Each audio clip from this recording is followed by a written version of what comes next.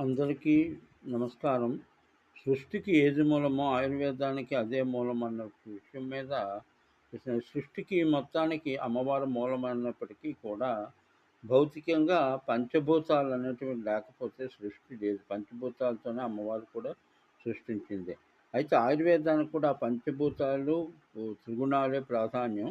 అయితే అందరూ ఆధునిక చికిత్సా విధానంలో ఏదో ఇదుంది, అదుంది, ఇది ఆయుర్వేదంలో లేదు ఇలాగ మాట్లాడుతుంటారు. దానిలో ఏంటంటే ముఖ్యంగా టాక్సికాలజీ అనేటువంటి సబ్జెక్టు ఉన్నాదా అని అడుగుతారు. కానీ ఆయుర్వేద శాస్త్రంలో చక్కగా ఉంది.